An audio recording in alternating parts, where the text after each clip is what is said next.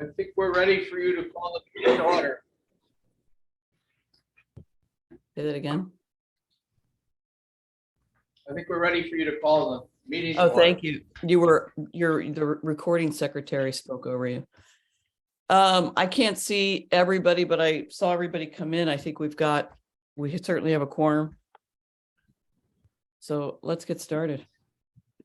Thanks everybody for being here. Did everybody review the minutes? Jessica, That's all we got, right? We're minutes. yes. Yeah. Yes, I'll make a motion to accept the minutes. as written. Second. Thanks, Dave. I'll second.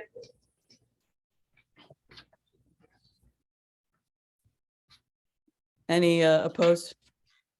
Any discussion? The last line, to be honest with you, in the minutes has a typo in it, but it's okay. I'll put up with it.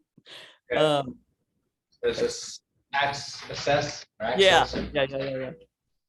All right. No opposed. Approved. Somebody misspelled something on Jeopardy and they got still won. Yeah, last night. So we don't have an agenda. But we do have this wonderful page, the strategic matrix. I think what Jessica will be in a moment. She's working on getting ready for final approval by the Hudson IDA of the one of the two Galvin 75-unit housing projects. But basically what she and I looked at was, okay, Tony Jones was our board chair. He was a 3-3-3 guy. 3 goals or 3 pillars, 3 objectives, 3 goals, and 3 things under each of those goals, so you could measure whether you got anything done or not. And originally we were 3 pillars, and we added workforce and education as the 4th, along with entrepreneurship, infrastructure, and quality of life. And our overriding, and I never, with the jargon of strategic plans, get these right, but the overriding issue is to facilitate networking and collaboration among educational, business, and government institutions, stimulate purposeful alignment of educational offerings and business needs. In my view, I think we want to revisit what we want to be as we've continued our discussions and they've evolved so far, to replace stimulating purposeful alignment or define that, and educational offering and business needs. I think is another area where if we had some discussion on where we wanted to go there. To do that, we were going to leverage the county's education, county education to improve workforce pipeline, increase skilled workforce, and increase funding and investment. I think part of the issue that I think we have is, I don't know that we are able to do any of those things. We can go back up and facilitate networking and collaboration, share resources, via pass along information. And but when we looked at how we were going to do that, I don't know that those things may be possible, and we may have completed some of them. Catalog and support existing programs so that employers know about them. Identify challenges and strengths of the current pipeline. I think that's ad infinitum that That's huge. I think we're all talking about this way too much, instead of finding a few things we can do to be accomplished. Support needs for targeted business, cultural, and not-for-profit communities. I know we've worked with Ginsburg and the workforce office and the college and others on the driver license program as an example of identifying a need and finding a solution. Identify the needs of, and then increase skilled workforce. I think our gap the skill, skilling the gap was our, one of our partner stakeholder efforts in the local industry sector. I think part of what we might want to include in this forward plan is how we're going to follow up and take Skill the Gap into the communities, whether it's having 4 quadrant meetings so that someone doesn't have to drive from New Lebanon to the college, or so that business people will come. I think, part of the problem we had at the Skill the Gap was difficult for the 75% of the 2,000 business owners who have under 10 employees to spend 6 hours, So including for the travel. time of day that you offer something, it's very Yeah. important. Yeah. I mean, I'm sorry I wasn't here for the first meeting. I did read through the minutes carefully. I mean, I know there's been a lot of focus on kind of at the college level, and certainly at Columbia Green is we're working with them at Alana and hoping that this will have a long-term impact if we can sustain our program. Funding is one of the issues. But, in my experience, there's a real disconnect in earlier education between the idea of education and employment. And a lot of that in my growing up was, nobody wants to limit kids. They don't want to force them into tracks. They don't want to, but, I think that's sort of a burying a head in the sand approach a lot of the time to me. And I think by the time people get to college age, they sort of almost, it's not too late. It just takes that much more effort to kind of introduce ideas, and I think, if there was something going back at least into Dr. Spindler is incredibly dynamic and very interested. It's been really great to work with her at Alana. If there were something that we representing the business community could do to kind of go into the schools or have programs that show the range of job opportunities, I just think we experience with certainly the students who come from Columbia Green to our internship program and going into the classroom there and everything, that they have no idea that there's the kind of jobs we have at a place like Alana. They think somebody that opens the door, people walk through, there's somebody who runs a cash register. They don't understand the range of business activities that go on at a place like that. It makes the younger people feel a little directionless, in all honesty, And on the flip side of that, through our Achieving the Dream initiative, we have reached out to 38 businesses in Columbia and Green counties, most of which have no idea what we do and how we could help their employees. So that's been incredibly an eye-opening experience. The reports that I'm getting back from the 2 team leads who are building these partnerships. One of the companies is Ferguson. Quite honestly, I'd never heard of Ferguson. I didn't know it's like they're a huge distributor, and they didn't know, it's like, wow, what does the college do, right? And of course, we didn't know what they did either. So it's a learning experience on both sides. Right. Even going back to middle school, I think that's really a key opportunity, and middle school curriculums are always suffering, and I think always looking for enrichment activities. And it is when kids start to get a sense of the world beyond the family, and, that they need to start to develop their own interest. Yeah. I think that's what you need to do. I think you have the nail right on the head. Going to the businesses and find out what the shortfalls are. Yeah. But it needs to go beyond Ferguson. It needs to go to the plumbers. Oh, absolutely. Everybody. Absolutely. We've been talking to Walmart, these guys have been, really. Some places you don't need to go. You don't need to go to the pizza shop because nobody wants a career in making pizzas. Well, maybe they do. Unless you own the place. Yeah. Yeah. The food industry is a huge one here. Yeah. Then you don't have to be in the sun. But no direct pipeline either, Sean, because, there aren't enough opportunities Right. for us to start a program in culinary. People say to me, why don't you do culinary hospitality? I said, there are no jobs. You might get one person placed, and, that you can't do that. The other thing that's really telling is that this is the first college I've worked in where there's an individual studies major.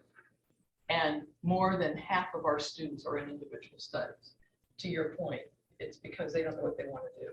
Right. So they're trying to find their passion while they're at Columbia Green. We hope that they do that. But when they walk in the door, most of them are adrift and they have no clue. So one of Goes the, back to what you're saying from middle school and the early days. one of the things we could do to, I think there is, have the two leads educate all of us and the chamber staff so that when we're out there, we can, in the course of a conversation, not have our narrow blinders on as to why we're there, but be able to expand. Wow, I can easily do Yeah, that. we should do that. Yeah. Because No. it would fit in well with the Columbia Forward program that the county has contracted with both the chamber and CEDC to advance. Mike, while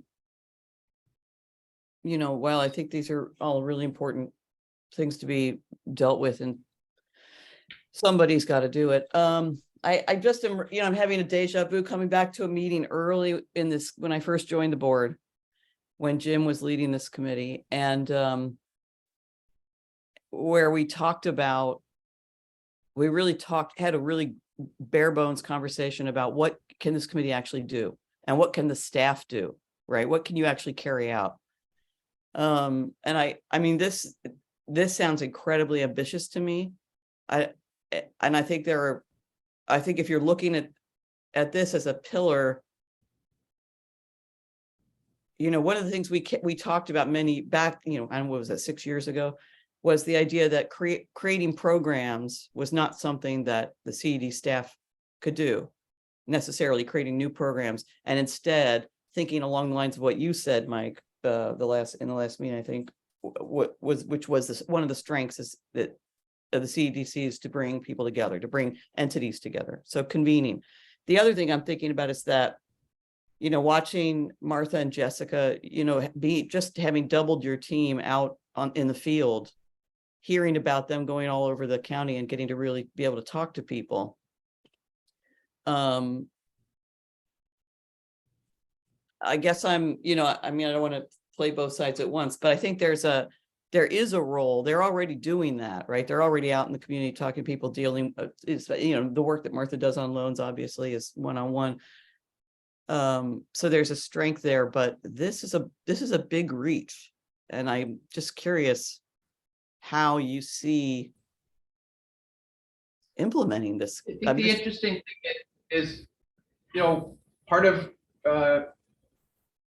communicating, collaborating, coordinating, and consolidating is to, I think, step back to the idea that you all had at a previous meeting of, let's revive the partner meeting that we were having before COVID and during COVID, and work with the New York Works office to bring us together. I think Zoom calls for that type of a meeting is fine, so that we all know what each other are doing. We're going to, in the next few days, announce the hiring of a third person to be our affordable housing coordinator. They don't have to be well versed in what the college can do or get the specifics or be a salesperson for the college on that, but they can certainly make a referral. I think that Martha is also going to be able to hopefully announce the appointment of someone to replace Lauren in the next several weeks. Our SBA license takes us into Greene County as well as Columbia County. And, again, we're not running the programs, but we're so well versed in what resources and activities are going on in the county that could help someone, even if we send someone to the workforce board or the college or to Questar or to their own school superintendent, and we're not at the right place, they may have a better idea of where to send them. So, when we come in, we're more than just coming in for one purpose. And, we have a 7-minute elevator speech as to, and maybe even a handout, a checklist of, what do you need so we can refer you to the people that are doing the ground level work on what could benefit. And then again, we're back to the role of not trying to run programs and not trying to facilitate.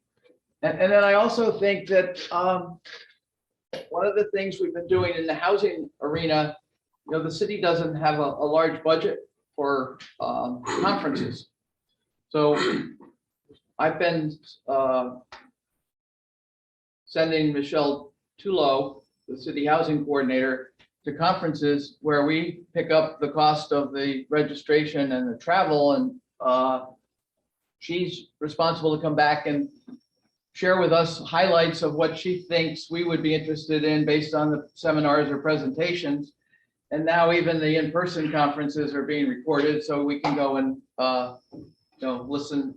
So it's like having a quarter of a staff person because you're paying for conferences.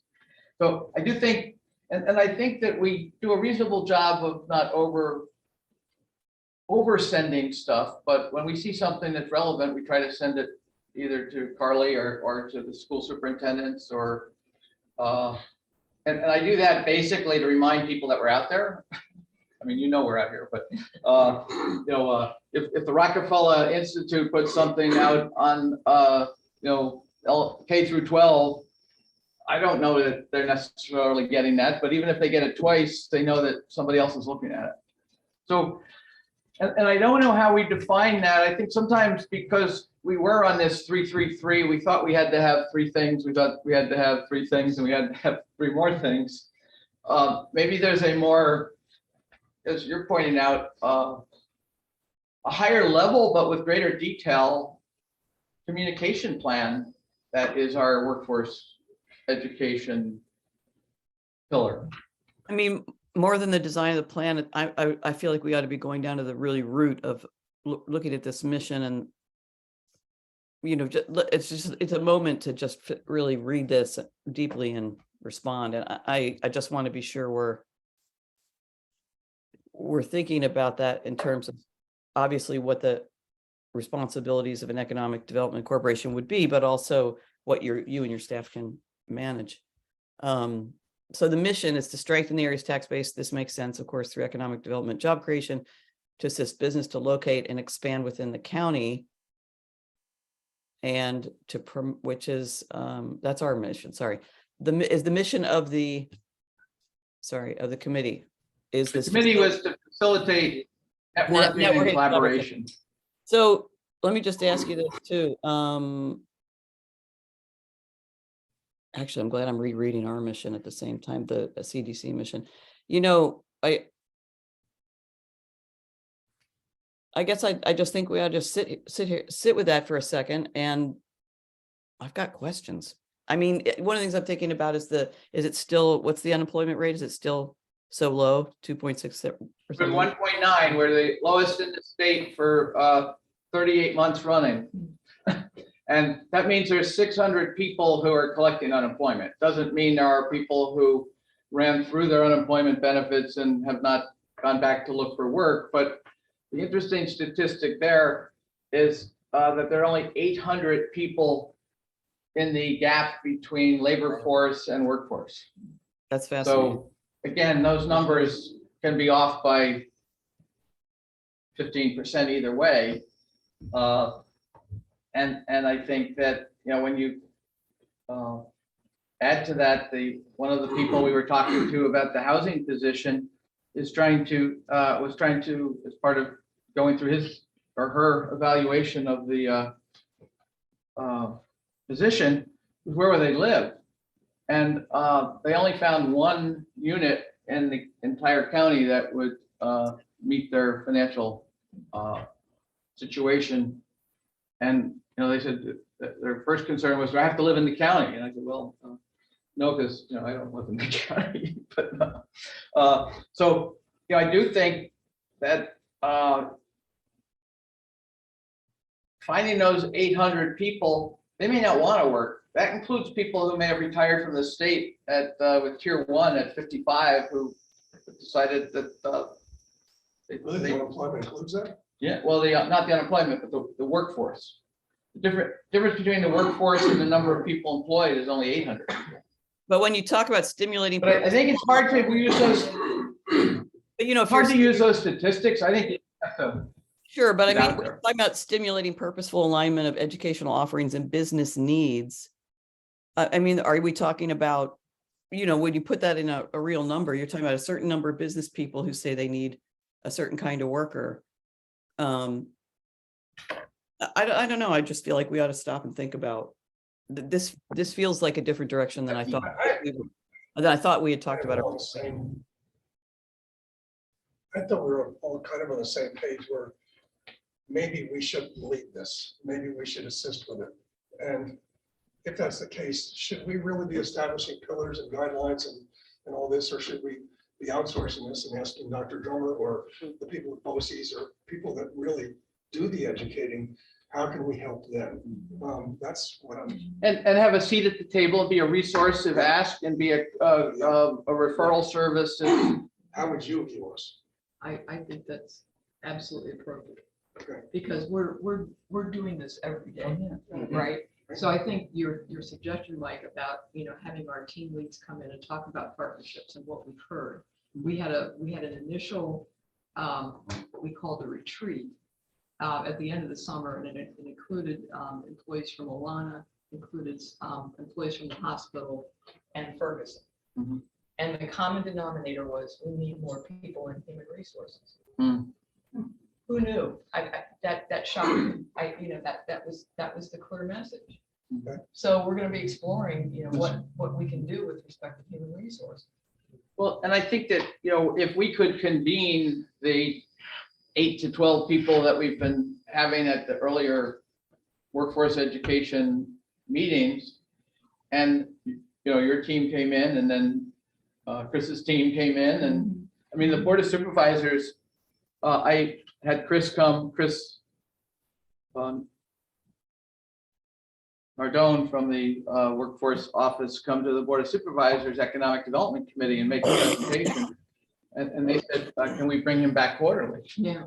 They didn't know they didn't know we had a workforce office at the college or what they did. Yeah. So maybe it's a section in our newsletter. We've been talking, Jessica and Riley and I have been talking about, you know, do we have a manufacturing section, an ag section, or a workforce education section, as opposed to just, you know, Could the purpose of this meeting to get reports from, to have Dr. Drummer on the committee, Chris Nardone possibly, or someone from that office, someone from BOCES. I don't know who all the stakeholders are, but we have a pretty good list of them. yeah, see if we can get them to be on this committee, even though they're not on our board. Excuse me, I have COPD, so. And then have this meeting facilitate communication amongst others. Just, you know. Well, we talked about that, and yeah, I've talked to Jim Church, I've talked to Chris, and they're both willing to participate. Jim Church is with Questar, Chris Nardone is with the Workforce New York office, Bill Gerlich from the chamber, and Lisa both Marie? James Hanish and the new chamber executive in Greene Yeah, County. Pam Geske.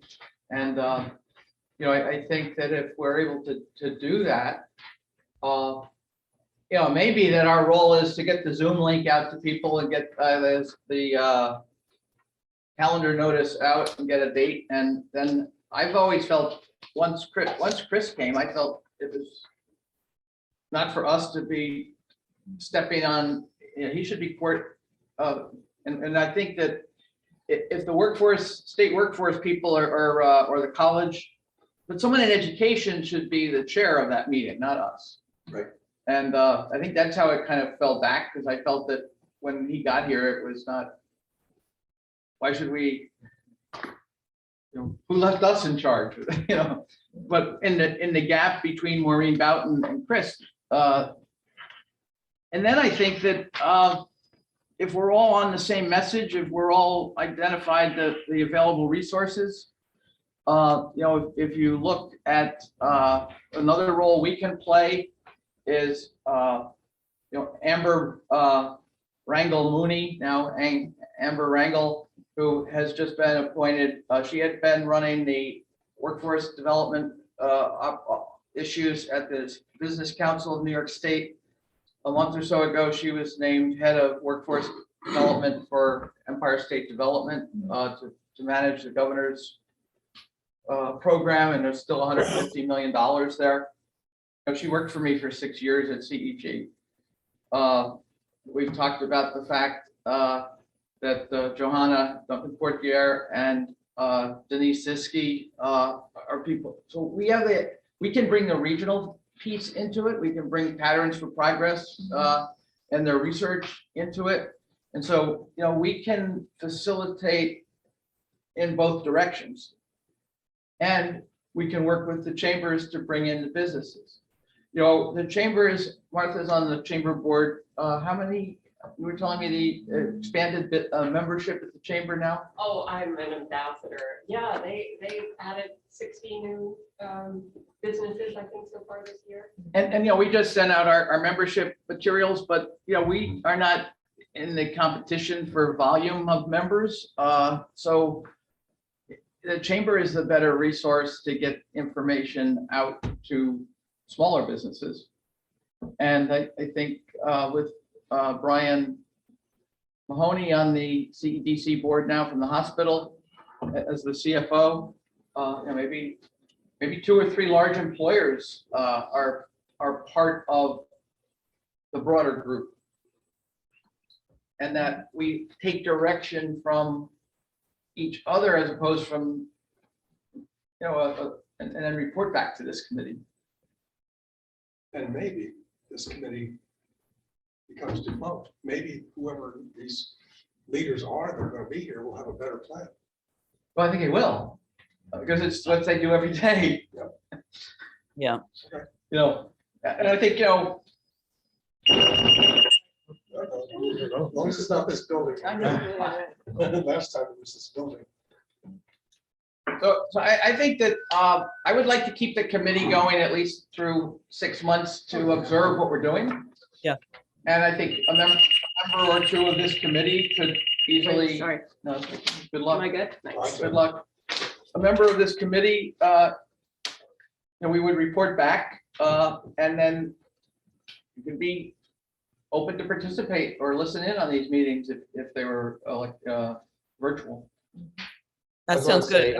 Maybe they, I was gonna say, maybe the impetus lies on us to educate people as far as the networking goes. Part of the people in those institutions, like making relationships with the guidance counselors of the school districts and stuff like that. So that way it just trickles down. So that way we don't have to put a whole bunch of effort in, but letting them know about us, right? That's what you're saying, reminding people that we're here. And if it goes down to the kids in the middle school, like you're saying, like Taconic Hills has a brand new class just started this year. It's called Student Success. So it's a pass-fail class, and it's where they're giving the kids, interpersonal skills and how to relate with each other, and anti-bullying and stuff like that. That can also, it's such a new thing. Like, student success could be like keeping the kids in the area and letting them know these are the jobs around here, these are the industries and stuff. So that way we don't have to keep pushing them outside.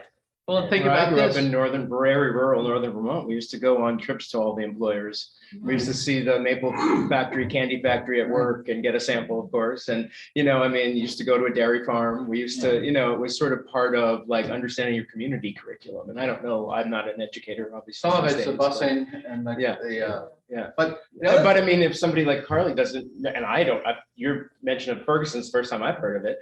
I mean, I've seen Ginsburg's trucks every day, but I've never been to that facility. Isn't it one of the largest employers? They're one of the largest. Yeah, I mean, you took me to the fish factory, which is a fish farm, which was amazing. And, I've since been talking up I jobs. think what we have to do there is we have to organize it so that businesses don't have one a week, or they're not getting 20 people calling them in 16 directions, and the chamber could do that. But think about this. Now Carly's team, our leaders are out talking to some business, and they say, yeah, and the other problem is we really need to get some financing. Mhm. And, oh, well, do you know that CEDC Yeah, exactly, can do financing? exactly. And then I do think that, I'm still not completely given up on some version of Career Jam. They had 1,200 people again in Albany a month ago for it.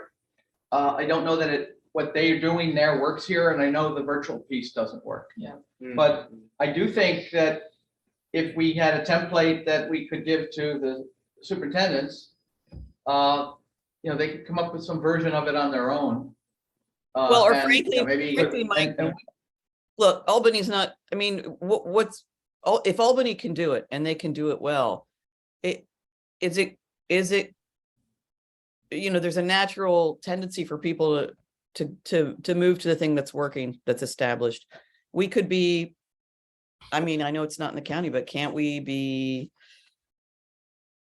can't people, The issue we had. so good. The issue we had was some Board of Supervisors concerned that we're going to give people the opportunity to go work in Saratoga or Malta or Yeah. Rensselaer County, but we are a region. Yeah. Yeah, but honestly, again, with the Challenge. with the affordable housing issue, we've got more and more workers coming from up there anyway.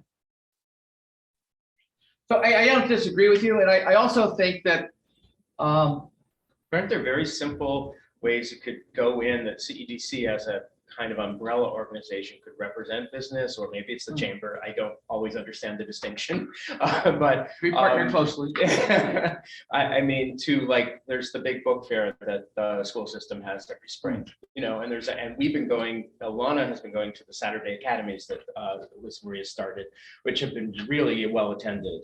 And so you're doing the work for the businesses, because I realize traveling out to New Lebanon or other places is for schools in general is probably not going to work. But maybe there's a way to bring business to the schools more and be a facilitator in that, just in really simple things like get some handouts about what are the top 10 employers, or what kind of jobs could I find when I grow up? Can I be a fireman?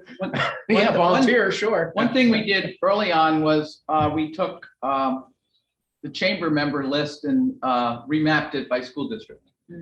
So that the school district, and this was an idea that the late Bob Moran had, who was the superintendent up in Skodak or Maple Hill was his school, but he had this idea that, why not have a booster club, just like sports teams have, but not necessarily with cash, but and that's how he got that idea from the teacher up in Greenville who, created a nano lab. It was, a bit, it wasn't sophisticated, Right. but it got some kids interested in that, and let the school districts, how we could, as a group, support the school districts in them having their own career awareness programs.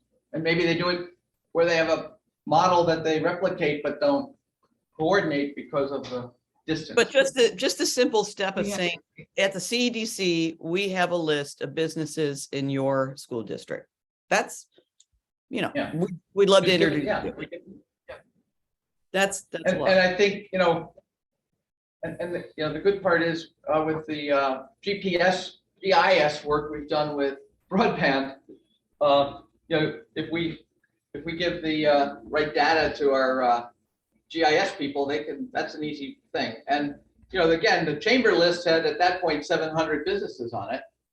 And, then it's up to the school district to decide, let's bring in Ginsburg. And the best part about going to Ginsburg is in his warehouse, on his wall, he has a photograph of all 280 employees.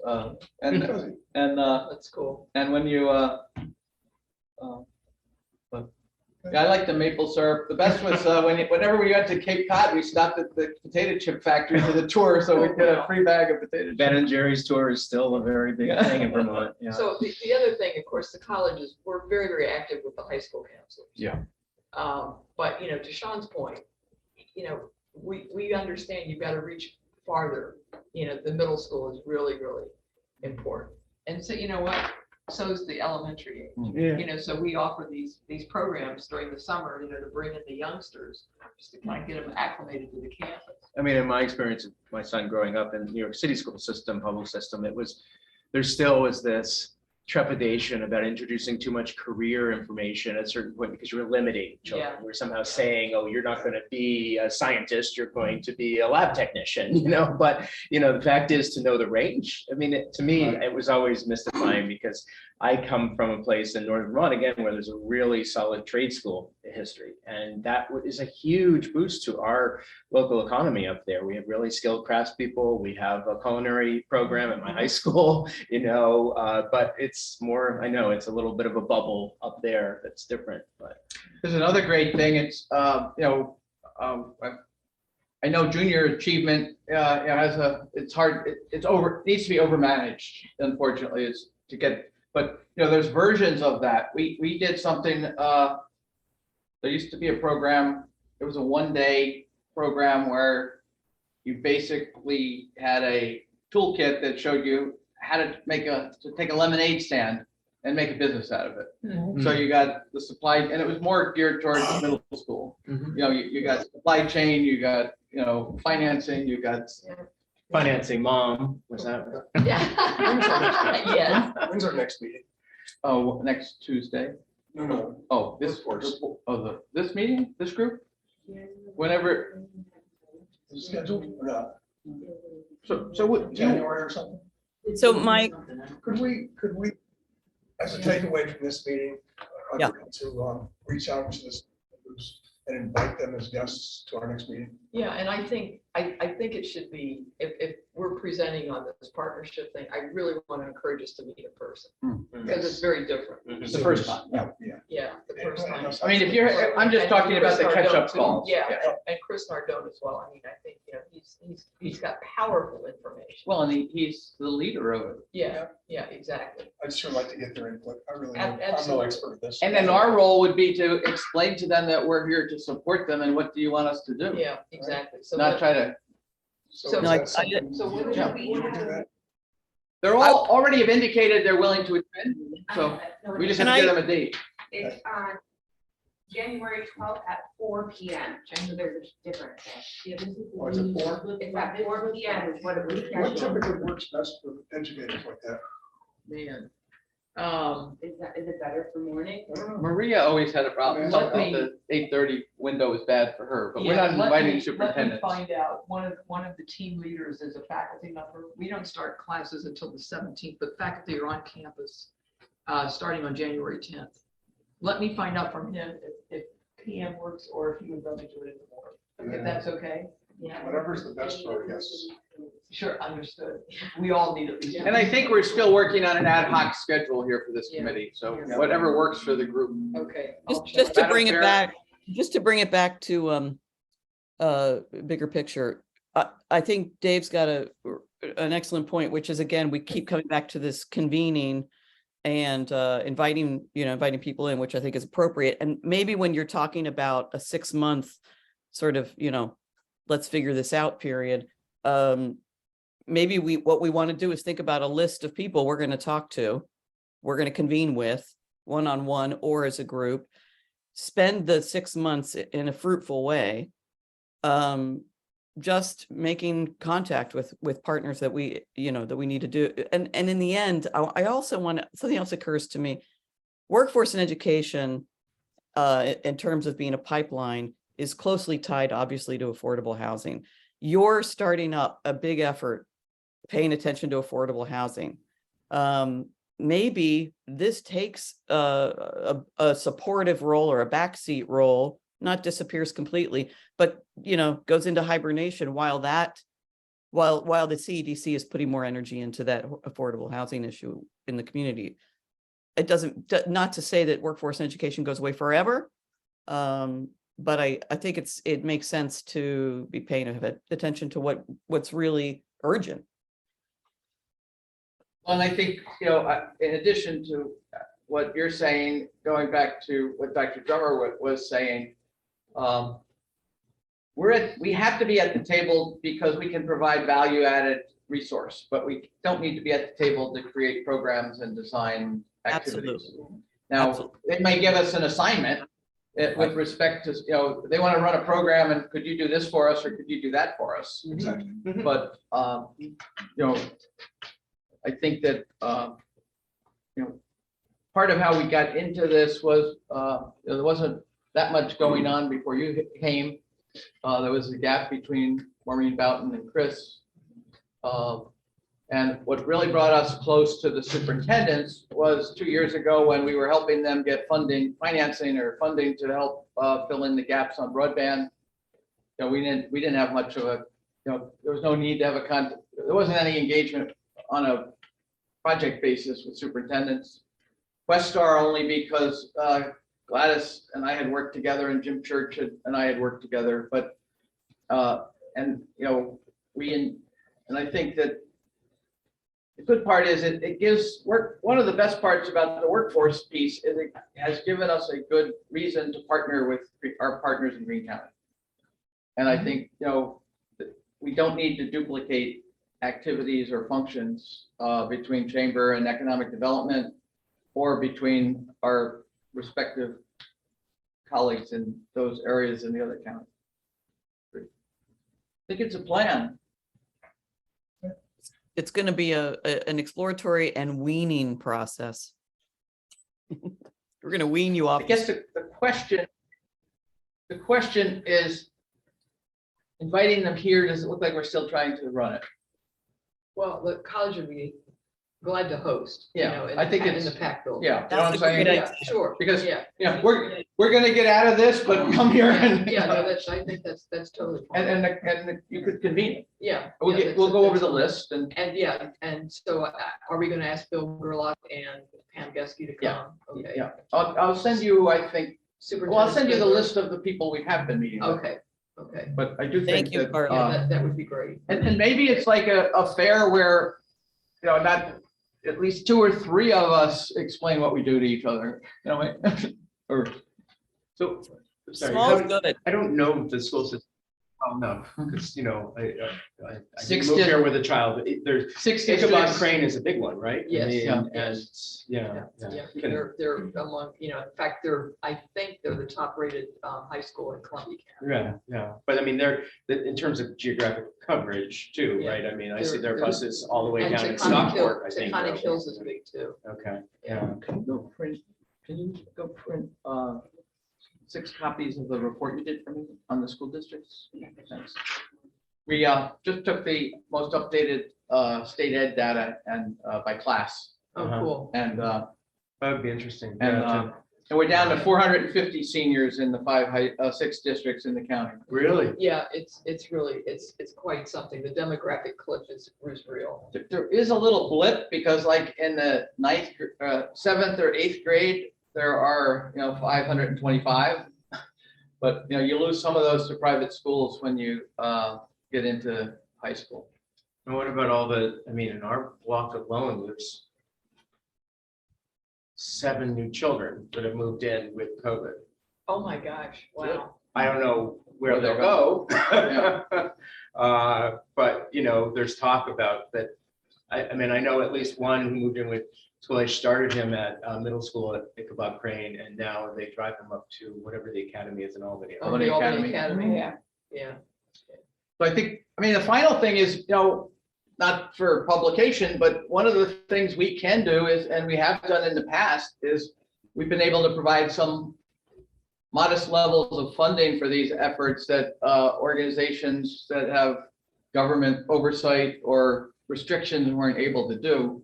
When we were doing the job fair with the county, the newspaper and the college and the workforce office, there was no one could pay for the drapes and pipes and drapes for the booths. So we paid $2,500 and, Mhm. we were, Uncle CEDC, but Yeah, but it works. Those things make a yeah, difference. yeah. And so, that is a role we can play and don't have to own the thing. We're bringing the cookies. This has been really good. I'm really comfortable with it, especially as you point out, Ruth. We are looking to continue to grow the loan program. We're looking to finish up the broadband. We're just starting the affordable housing. And, we're in the first 6 months of our 3-year commitment to partner with the Chamber on Columbia Forward. And those programs will allow us to advance workforce and education by being a resource, not by being a active, engaged Right. Programmer, programmatic. right. Yeah. I also want to focus in a little bit too on our arts, culture, and tourism businesses and organizations. And, 5 years ago, before COVID, we did a creative economy forum. And that might be something that is appropriate for us to do. And I think that was, it was at a higher level. It wasn't what it was to raise awareness on a broader scale. And I do think with COVID, we've expanded even more the gig economy here. And, and that may be something that, I've been thinking we should do anyway, in addition to our annual meeting, if we had a fall conference, and perhaps 1 year it's on agriculture, 1 year it's on manufacturing, 1 year it's on the creative Yeah. economy.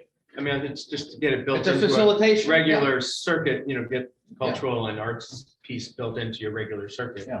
I mean, we hire every season 25 to 30, gig people, and, I think we found a good way to do it, which is paying a much more, a higher base wage to start, Right. but, and demanding a lot of good work.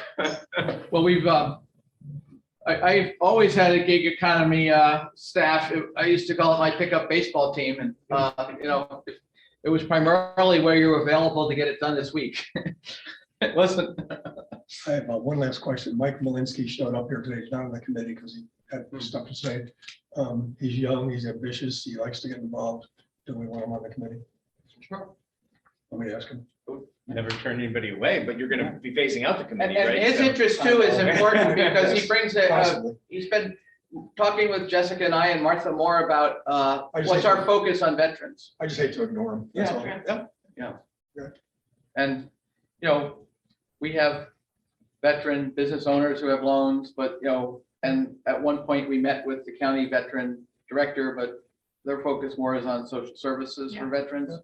Mhm. And Bruce, do you want to reach out to him or should I? Do You want to reach out to him? I'm happy to.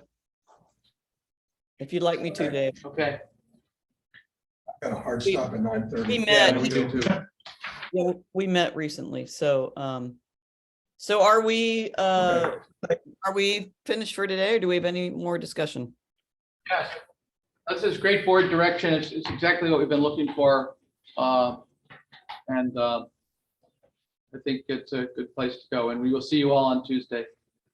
Thanks, Mike. Andy, Sorry to run out. did you see my note? What was your fire? Okay. Yeah. And I'll bring you this check. Stand back. You talking to me? Who's No, he it's for talking? Andy. Oh, Andy, Andy, I'll take the check, all right? You don't need that check. Yeah. I motion we adjourn. So stressful. Happy Thank weekend, you. God love you. holiday That's what you want. season. Because Yeah. you're so tired that you want something. that Andy, just stay on for a shocks second. you to- Yeah. Thank you for doing it. I love it. I actually got, I I just got elected to lieutenant yesterday. Oh, good, congratulations. Thank you, first female. Wow. Good for you. I know, miracle. Matt wants us to move quickly. That's something, you know. Well, that's good for Matt. He has some health concerns. He has health Yeah. concerns. Yeah. No, I understand. I've reached out to Dennis again to say, do you have, the corporate docs? Yeah. Tuesday. This coming Tuesday? Martha, or Lisa? Yeah, next Tuesday, Next- I don't yeah. remember the date. The 20th? Yes. Sounds right. So it's not the last Tuesday, it's No, the, it's not. okay, all right. I got some great photos of your event I'll send over. Okay. It was. Well, thank you so much for coming. No, I mean, it's, the best pictures I got were, I'm a big fan of, I wish Senator Jordan could thank Dee Dee because, but they can't get themselves to do it. Yeah. But, so I thought Delgado was particularly gracious to her, thanking her from being a senator and knowing that it was her last public event probably. He's a great. And so I sent those to her. Yeah, that's nice. And, That's great. She really was, I mean, very clued in, I really, she always told me I can't really do anything. Yeah, about it. minority member of a legislature. But she did become a high-level member the day I first met her at her office of our organization, which was really. Well,